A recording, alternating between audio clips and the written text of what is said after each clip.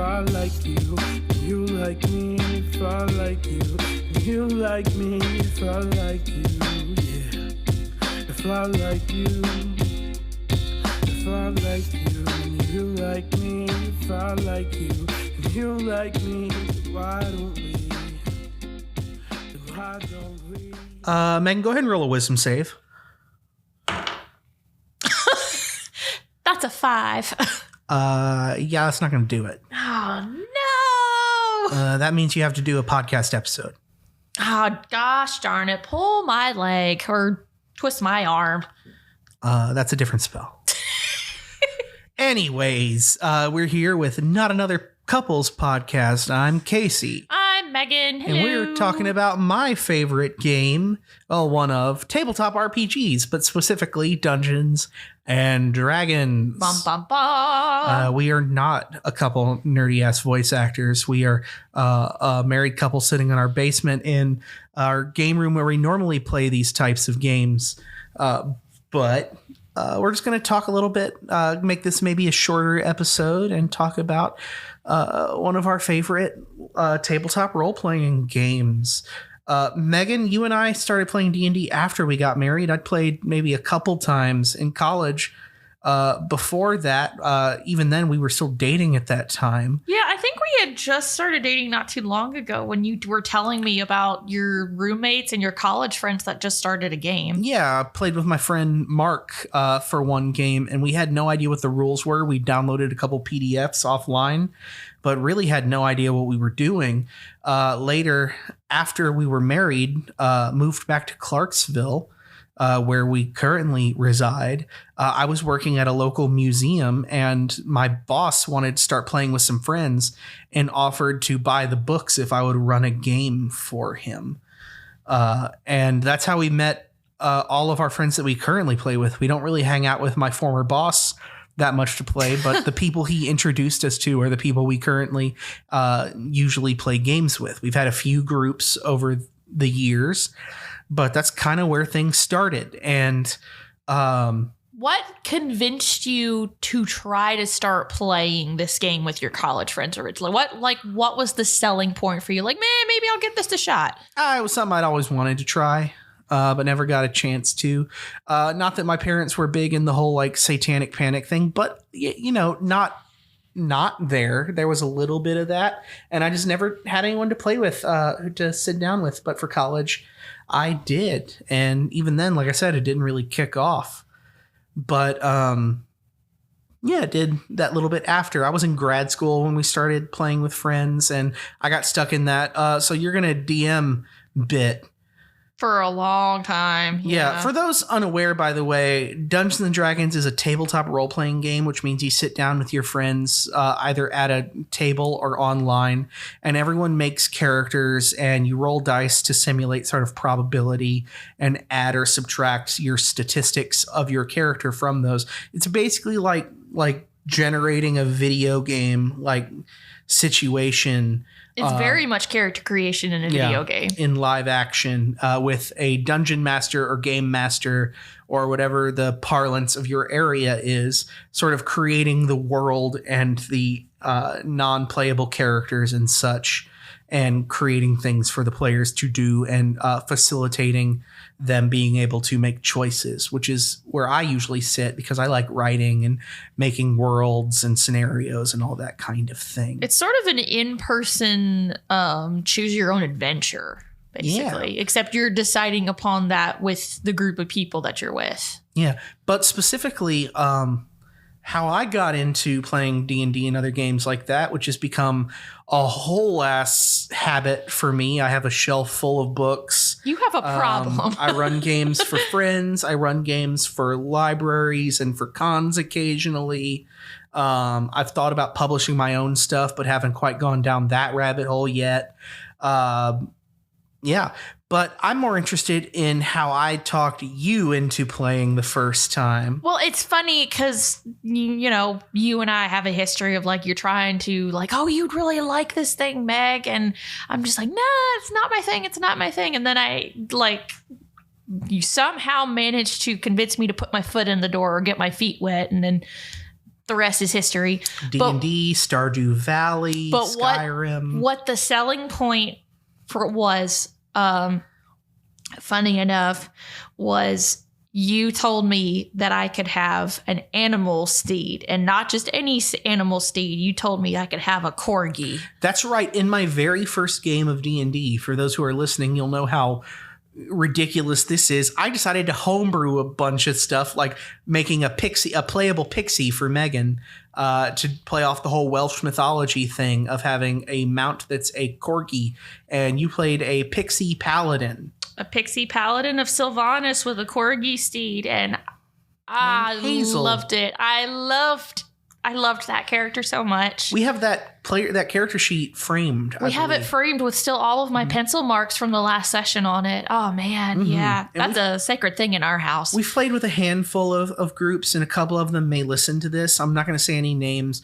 We had one group we played with quite a long time. The DM for that game was a soldier here at our local military installation, and we actually had a couple active duty armed forces folks in that game, along with other folks, and unfortunately we haven't had a chance to play with them in quite a while. I think it got a little difficult with conflicting schedules for a while people online. PCSing and moving and trying to play online got to be a little more of a hassle than we wanted at the time. Since then, I don't think we've had much luck in like running a full campaign. Yeah, getting a stable group together has always been a challenge, and I think the problem is we were spoiled. Like I said, we played with a group of people that I was introduced to by a former employer. We originally started meeting at his house until I ended up hosting. We hosted originally for the first several times at our haunted Civil War ghost house. We've never talked about. We should have talked about that last episode with Halloween. Nah, I don't want to talk about that house. It was all the way out in the boonies. We, for a year and a half, rented a cabin that was built just after the Civil War, that was built by a local folk artist sculptor, and many of his sculptures are still in the front yard of that house, many of which are dilapidated and headless.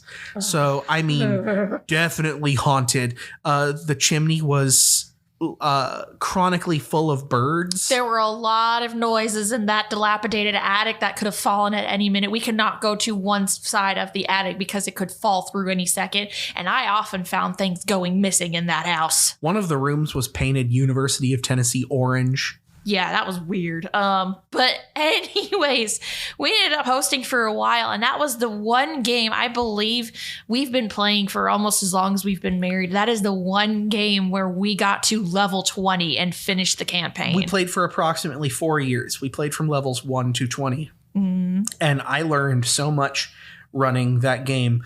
I learned through hard lessons of having given them way too many good things really early on, what it means to play for overpowered people. Oh, but it was so fun. But we had so many good times with that group, and our friends, Jada, who's a fellow streamer, and Drew, and a couple other people. Love you all, and we need to play D&D more, even though we don't live in the same city anymore. Please. I think we may have a new group. We've talked about this, but I think we may have the potential for a new group soon. Possibly, but we always have the potential. I'm a little more diverse in my gaming habit than Megan is. I don't just play D&D. I love Vampire the Masquerade, which is a World of Darkness setting where everyone plays like high society vampires in a modern setting, and you usually pick a city, and the city sort of has like the feudal thing of different coteries of vampires are ruling different districts. We also briefly gave Pathfinder a try. I enjoyed that for a little bit. We played Scion. That was fun. Scion was a lot of fun. You play like demigods. Think like Percy Jackson or like American Gods. We had a lot of fun with that one. That one lasted quite a while. That one was about a year and a half. I'm a big fan of this game called Kids on Bikes, which is sort of the Goosebumps, Goonies, Stranger Things type of thing, where you play a bunch of kids dealing with supernatural stuff in a small town. I've played the Star Wars RPG and other sci-fi games like that, and I'm a big fan of those. We very briefly tried Zweihander. Yes, Zweihander, which has its problems like culturally with the creators of that game, but I have run some games at cons for them in its early days. and they have another game called Flames of Freedom. Which That's is what we sort of like tried. occult, like Revolutionary War era type stuff, Monster Hunter-y. I streamed a campaign of the Witcher RPG. Yeah, that was a while back. That was a lot of fun. So I've gotten to play quite a bit. I love Cyberpunk. Cyberpunk Red's another favorite. But yeah. Me personally, I've gotten addicted to D&D, and I have gotten addicted to the dice.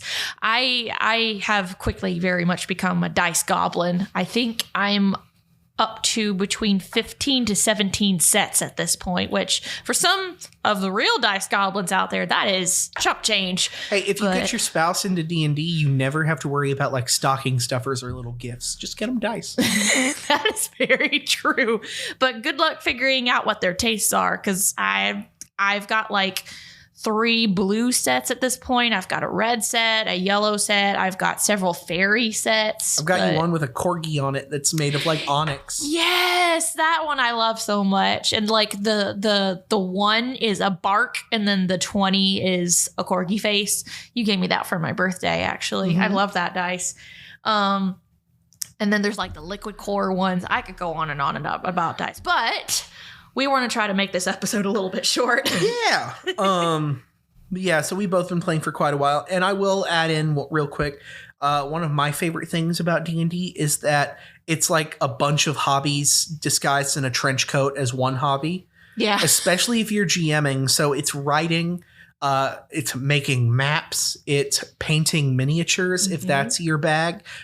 It's creating sound effects. I've done that before. I already said drawing maps, so I won't say that again. It's picking playlists. Yeah, collecting dice, making music, a little bit of acting if you get heavy into the role play stuff, and I tend to. So it's like a bunch of hobbies pretending like they're one thing. It's a bunch of kobolds in a trench coat. So that's talking about getting started in D&D. Let's talk about like our favorite. Megan, tell me your favorite ancestry you've played and class. I'm using the term ancestry. I know most people will probably know this as race. However, I think the new book has changed it to ancestry as the term, and I think that term has a little less baggage to it. So a positive change that doesn't actually change anything. Yeah. Same as Magic the Gathering, another hobby that we'll have to talk about in an episode soon. We will, for sure. Changing the term tribe to archetype when talking about like creature types. I typically tend to like go for the humanoid build just because I don't like to stray too far from anything outside. I've mostly done humans. I've mostly done elves. I did a sea elf once. That was really fun to play. I really want to try a tiefling at some point, but I don't know what kind of tiefling yet. I did that for our Pathfinder game, but I think I want to try to give tiefling a try. But as far as like favorites, I tend to favor the human or elf, but a sea elf was really fun to play for one character. That's very fair. For me, mine is fully flavored by my favorite character I've ever played. I do play a lot of humans because I like the customability of an early level human. Getting to choose a feat, which is now something you can do across the board, and I love that change. Good. With the new, by the way, I have the new player's handbook. I would love to talk about it in this, but I haven't had a chance to read it full out. So all I will say is that I like what I've seen so far, and my favorite thing, other than I like a lot of the class changes, is the art in the new book is incredible. Definitely check it out if you get the chance. But yeah, my favorite ancestry in class is 100% based on my favorite character I've ever played, who I'll talk about more in a minute, Calico Jack. I love a changeling because I love to play Bard, and the two go together so well. I got to play this in one of our long spanning games, a changeling bard, and a changeling is like a sort of fey ancestry creature person has the ability to change their appearance to a pretty wide degree. Think if you've played any of the Witcher games, think of a Doppler or a doppelganger. That's sort of what a changeling is. and getting to play that character, which I'll just go right into my favorite character I've played. We both have our framed character sheets. This is mine that you'll see whenever I'm streaming. You'll see it on the top shelf because it's sort of a treasure to me, is my character sheet for my character Calico Jack, who I knew I wanted to play a bard, and I had recently listened to, I think it was Jeremy Crawford, talk about like their initial inspiration for the Bard College of Glamour when that first came out. That said, these are the pop stars of the D&D fantasy world, and talked about them as pop stars. And so I said, I'm going to make a character that wraps my love of theater into one of my favorite pop stars. And I think I said to you, I'm playing magical David Bowie. Not that David Bowie isn't already a magical fae creature. Go watch Labyrinth. But I played my character Calico Jack, and one of the first Shakespeare plays I was in, and Shakespeare is very dear to me. It's the thing that I like, or he's the author I most love to teach. Is Midsummer Night's Dream. I got to do that play in one of the lead roles in my freshman year of high school. And I love that play. I really do. And Puck was sort of one of the inspirations. But in that play, the Queen of the Fairies, Titania, adopts a changeling child, or takes them in. And I was like, well, I want to play that kid that's raised in the Feywild. And one of my big things, I'm talking a lot. I'm sorry. You'll get to go on your tangent too. No, please go ahead. One of my other big things is I don't like the edgy Batman, all heroes are orphans trope. I can't stand that everything has to be dark and edgy. And I've sort of made it my mission in my D&D hobby to play characters that have good relationships with their families and parents in particular, that adventure because it's fun. And in this case, I sort of combined that, this is a mortal kid that was raised by immortal fae beings, and said, okay, we're going to take that, combine that with the personality of like David Bowie. And I played off his Diamond Dogs persona, Halloween Jack, and named my character Calico Jack. I did not realize that was the name of a historical pirate until later. Until it was too late. Made it a reverse Hercules story. The idea being like he just really wanted to make his mom proud, and like make it so Oberon had to accept him as a kid, his kid too, and was sort of bored of the eternalness of the Feywild, being the only person that was like getting older. So he decides to go back and go the distance in the mortal world and make a name for himself. So he was a bard, but he was also a warlock of the Feywild, and his Fey patron was his mom. Mama. And that character was my favorite for many reasons. I played him as someone. He was also someone inspired later by my favorite Doctor Who, David Tennant. And like everybody, like I'm desperate to save everyone. Like if I can't save everyone, I failed, and would get himself in trouble trying to be everything and everywhere at once. And the GM harped on me for this, where like if I wanted to save everyone, it would be a punish. Like Calico Jack would have to bear the downsides of that. And he like lost an arm in the. Oh, dang. I forgot about that. But I specifically remember we went through this whole thing where I ended up drawing from a notorious legendary item called the Deck of Many Things, which can change the game entirely. And I drew a card called the Fiend, which says that a devil in the 9 hells has it out for you. Oh, that's right. And I forgot about our that. GM was intending to introduce Zariel, the Lord of the First Ring of Hell, and decided that she was specifically after me for my character's hubris, and kidnapped my patron, Titania.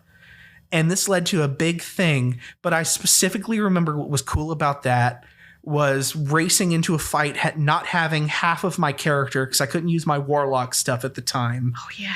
and my character getting knocked out. But I specifically remember the thing that the GM said was that you notice he had me roll like a perception check at the end of this big fight where we did manage to save Titania. And he said, you notice there's soot on her hands, that the Queen of the Fae went below deck and loaded cannonballs to save her boy. Oh, yeah. Oh, man. Well, sheesh, how do I top that? Well, I have a couple of favorite characters personally.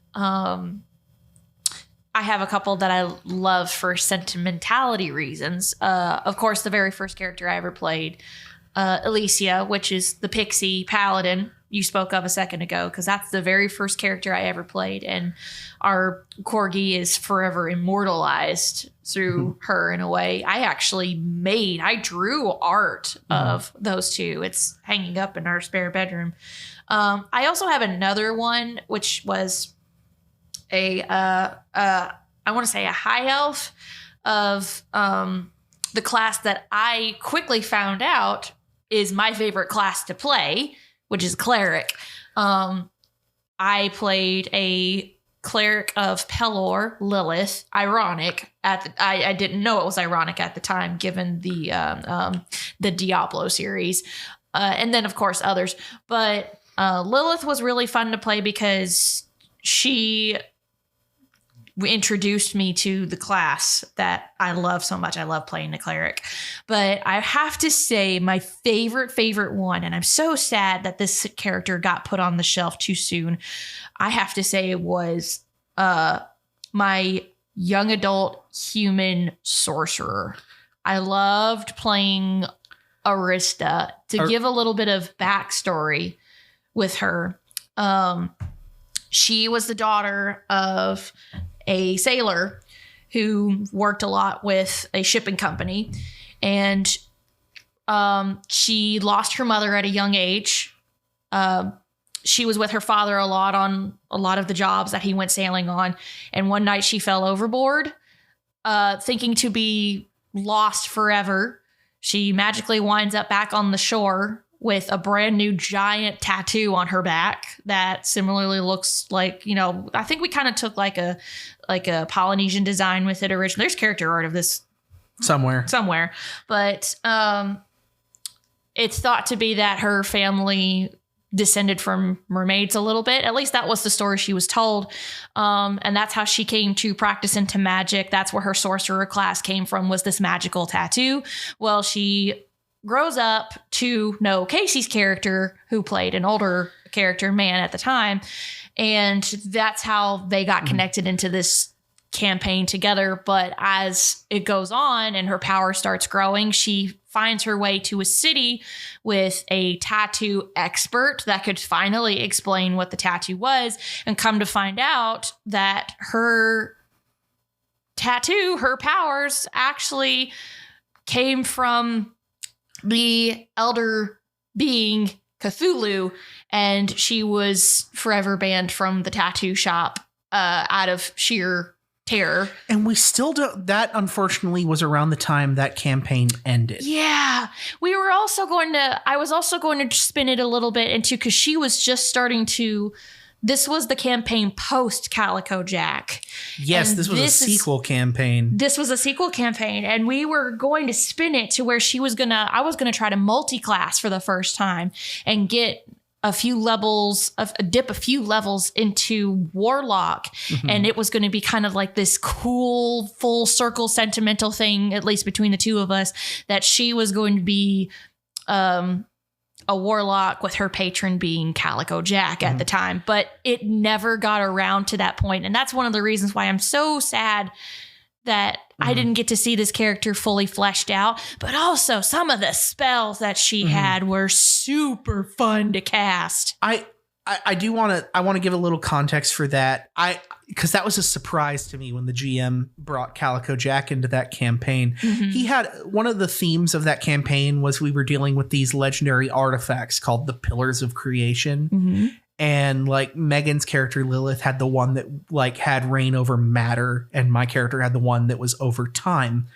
Or you had life because ours combined in a bad way. Yes. Also, Lilith was from the same campaign as Calico Jack, and they didn't get along at first. Just in case you're not catching, or in case you're not following here, Lilith is the cleric from the first campaign we're talking about here. And they didn't get along at first. I remember I took all the players drinking in the Feywild one time and found everyone romantic partners for the night. I was involved with Puck. Yeah. But my character's Pillar of Time ended up becoming sentient and betraying us, essentially. And it was a whole nightmare scenario. It was a pocket watch, wasn't it? It was a pocket watch. But then the way Calico Jack came into our second campaign is Megan's sorceress character, this young sort of... have you seen the movie The 13th Year? Yes. I grew up watching that movie. I'd say more your character bore some resemblances to the Little Mermaid's daughter, the Little Mermaid 2. Her name's Return Melody. to the Sea. Yeah. Arista Peregrine, you asked me to give you a bird that thrives in stormy weather. You did. I asked you to come up with her last name, and I didn't want to be named Seagull. I remember that. But I remember our GM gave you a pocket watch, and you heard something in it talking, and I was like, oh, it's that time god It's thing. the thing. But it wasn't. It was me. That was fun. And somehow in between the campaigns, he described that Calico Jack had been trapped in his old pocket watch doing the same thing he always done, trying to save everybody. Yeah. Which also tied back into the Doctor Who allusions given the episode. Man, that was a fun tie-in. Yeah, that whole arc was really cool. And it was weird playing a character that was like an uncle figure to my wife's character. We've done at least the whole typical like husband and wife trope playing in a game together. We did that in Scion where we actually our characters fell in love and got married at the end. We've done that. Otherwise, we have sort of a joking trope where you end up getting married to one of our other friends who's a streamer named Jada in multiple campaigns. I think he and I just run with it. He and I just kind of like mutually like non-verbally agree just to mess with you, and it's so fun. Oh, goodness. But no, those were both great characters, and that was a great bit. My character for that's probably my second favorite, Simon McKenna, who I was sort of playing like if the Mad Bomber went a decent direction, like went a better way. Yeah. And that like I was big on the Hamilton musical at the time. And he was like this like seafaring like businessman that decided to get into politics, and his political opponents made an attempt on his life, and he let them think they succeeded, only to like plan to come back many years later in sort of a Mad Bomber sort of situation. Partially inspired by Hamilton. That was partially because the GM was a big fan as well, but more inspired by the song Hell's Coming With Me by one moment.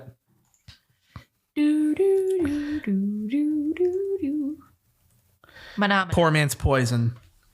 Say that. Say it again. Hell's Coming With Me by Poor Man's Poison was a big draw for that as well. There's a couple other things. That was a great character of playing a fighter gunslinger / artificer and trying not to make him Percival de Rollo. Yeah. Well, kind of bring up at a point to that. Because I mentioned it already, what my favorite class to play. I love playing the cleric. Mm-hmm. I love playing the healer. I love playing support. I often actually say when I do play a cleric, I get excited if I roll low in initiative, because that means I get to plan how best I can support the party. Mm-hmm. So I've said what I like to play as far as my favorite class goes. What is your favorite class? Bard. Tightly almost tied with warlocks. Really, I like to combine the two, but there's two things I like. I also like support, not in the healy way, but in the like giving other people an advantage way. You like giving them boosts. Yeah, giving the bardic inspiration with a bard, but also why I love Simon was a mastermind rogue can give the help action and give other people advantage on their rolls at a distance. And that was why I really liked that class. But combining that with Warlock, where you're able to, the other thing I like is casting finicky little spells that mess with people, things that slow people down or mess up their turn.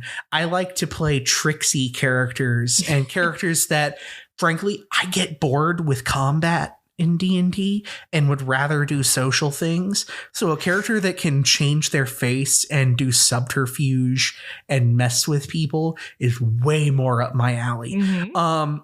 We talked about I don't know if this will come out before or after the One Piece episode, but I've seen a lot of TikToks recently.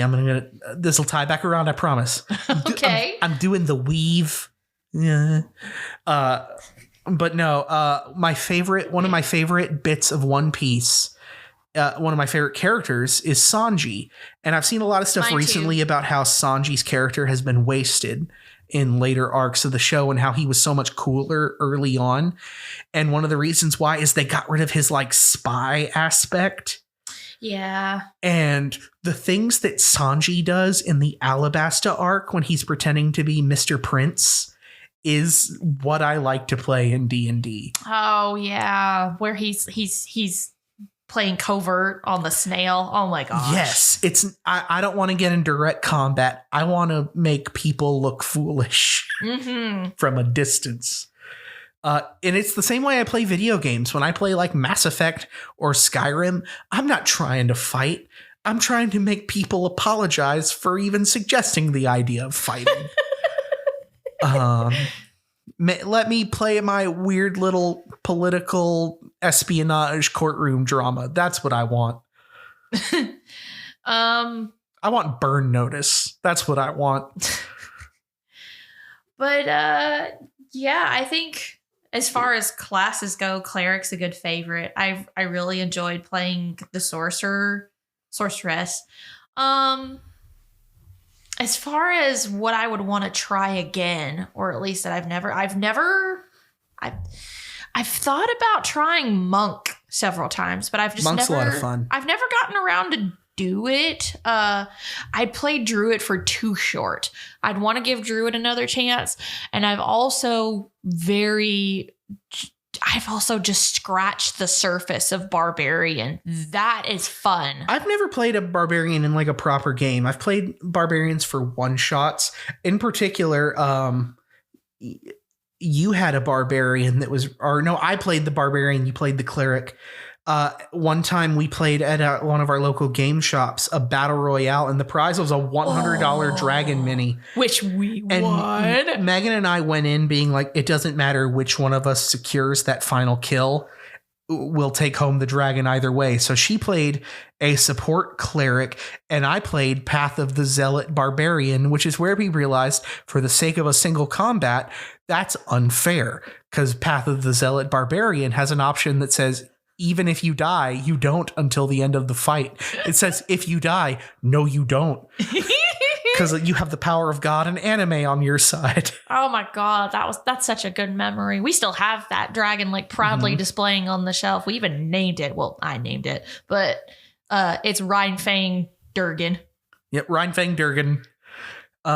Which Critical Role fans will get it. That's kind of a reach, but yes. We did not name it Voragal, we named it Rhinefang. Speaking of which, we didn't talk about this as something we talk about on the episode. What's your favorite piece of D&D media? Definitely Critical Role. Critical Role? I know it's kind of... It's a little bit polarizing, I think, more so these days, depending on when you first joined into Critical Role. I don't think it's polarizing. I think it's the most obvious answer. Well, yeah, but it's really taken off. They're starting their own streaming channel. They've got an animated series now from the first campaign. I've listened through the first campaign like 3 times. I love that campaign so much. And we are almost through currently season 3 of The Legend of Vox Machina, but that is definitely my favorite. I stuck all the way through campaign 2. That was great. 2 is my favorite. I'm currently in the middle of campaign 3. I'm almost up to date on it. I'm only an episode behind. I mean, hello, we have like the campaign 1 and 2 Critical Role puzzles completed up on our wall. But that is definitely my favorite piece of media. And it also taught me a little bit about how to really get into the game a little bit more and to sort of create the drama, even though I'm not about the drama in real life. This is kind of a way that I can. But that's, it's the obvious answer, but that's really how I like to intake my D&D. Yeah. I'm going to give 3. I know your favorite I also is. love Critical Role, and that would have been my top at one point in life. I'm going to give 3, and I'm going to specifically give 1 that's not a live play. My first is I love Dimension 20. As much as I love Critical Role, I like the dynamic a little more of Dimension 20. I think Brennan Lee Mulligan just more fits my style of like the GM I like to see. And even more so when it's an Abria Iyengar season, she's also incredible. And I'm really enjoying, while we're filming this, they're halfway through their current season of Misfits and Magic 2. But Fantasy High is probably one of my favorites. Or even better, Starstruck is incredible. I also am a big fan of Dungeons and Daddies. That was a good one, but I only stuck through the first campaign of that one. That was a little bit too silly for me personally. It's just the right level of silly for me, and where they can occasionally tone the silliness down a little bit. I know they just came off a European tour and they're in like a middling campaign where they're playing Call of Cthulhu, and it's a lot of fun.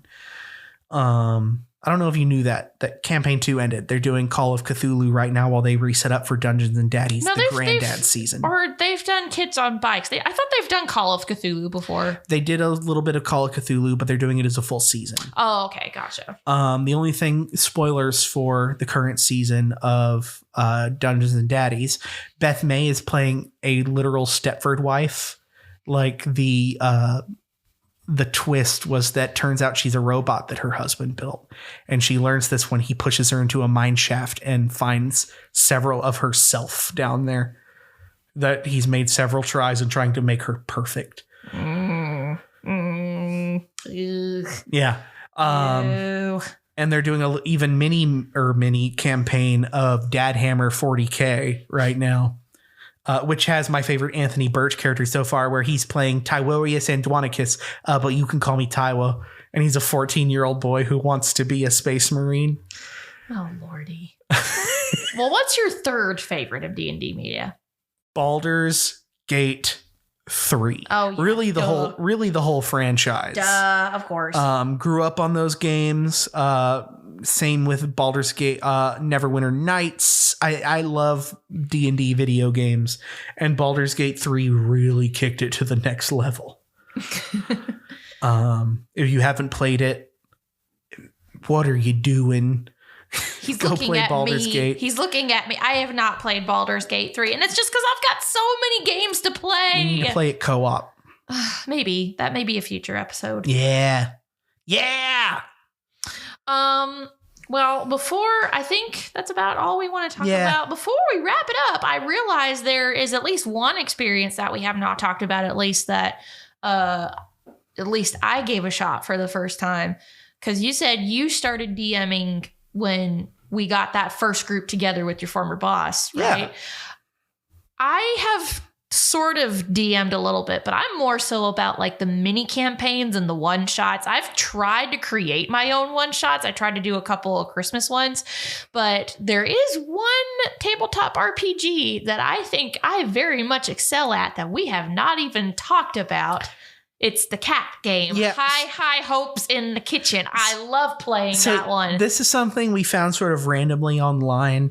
I'm so sorry. Author of the game, we've talked before. I'll find it. Keep going. And you gave us permission to stream this game and tuned in, if I remember correctly, but I can't remember. She your name right now. Yes. But it's a playoff of Grant Howitt's Honey Heist, which Critical Role has played twice. But essentially everyone plays cats who are trying to steal dinner from their people. And Ivy Kasparek. Yes. And the idea is you have only 2 stats. It's a 1-page RPG. Your stats are cat and criminal. And you can have like, it's so easy as the GM to figure out the scenario. You literally like have a table to roll, like to set up. We've done this at like, we've played several games. The first one was Christmas dinner in a New York City apartment. The second one ended up being San Diego Convention Center Comic-Con. These are on our YouTube, by the way. Yes.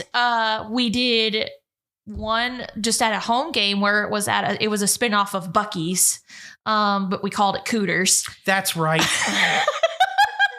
And there's so many more like ways you can play with it, but it's so fun because a lot of it you don't even have to keep up with a lot of stats like you would for D&D. Like, oh, you only have two, cat and criminal. Cat and criminal. You wouldn't have to think like, oh, I want to do this thing. You don't even have to think for a second that like, oh, this would be perception or this is insight or this is deception, that type of thing. No. If it's even remotely human, like a cat wouldn't normally do this. Tell them to roll for criminal. Or if it's something that a cat would do, like trying to rub up against a person's leg and charm them, like, oh, cute kitty, roll for cat. And then if either of them go in a certain direction, like you get 6 points for each stat. And if you get 6 points in criminal, you betray the party and you run off and be a criminal mastermind, which that happened to your character in the very first game. I played, by the way, every time we've played this game, it's been for charity. Maybe we should bring that back sometime. I think we should make a number 3, but if you get 6 points in cat, then you go feral and animal control is called and you get taken away and you cannot play the rest of the game. In my case, my character, I rolled, I forget the occultist, I think was the you quote did. You had class. A witch's hat. Oh, and you actually wear hats in this game. My idea was that I played the great grand kitten of a witch's familiar from Salem. Yes. And had a little bit of so I became a mad warlock at the end. And what's so fun is you can easily world build this because it's such a small, it's meant to be played for one game, but a lot of it you can just come up with on the fly, and most of the time the players will do the work for you. They use their imaginations, let them fill in the gaps, and it's so much fun to play. Yeah. But that's one in particular I wanted to mention. That's mostly what I like to do for GMs is like really short mini games or just one shot games. But I'd like to think I'm sort of okay at it. Oh yeah, for sure. But I have done it. Yeah. And I think we'll go ahead and end there. Anything to... no, hold on, Megan. Stop. I know what you're doing. Pause. Oh, you're getting the book. I'm going to get down a book for our joke at the end of this episode. I'm going to get down a book Megan got me for one of our first Christmases as a couple, which is A Dragon Walks Into a Bar, 300 plus one-liners, zingers, and jokes that will slay an RPG joke book. So I'm going to turn to a random page. Which is available on Amazon. We don't support Amazon, or we're not affiliated with Amazon, but you can get it there. Let's see. Hey, Megan, why do wizards wear robes? I don't know. Why do wizards wear robes? Well, they'd get a lot of stares if they ran around naked. That's actually a good one. And on that, we'll see you next time. Take care of yourselves, and we'll be back with Not Another Couples podcast. Bye. Bye. You like me, if I like you, you like me, if I like you, and you like me, and you like me, and you like me, if I like you, and you like me, if I like you, and you like me, if I like you.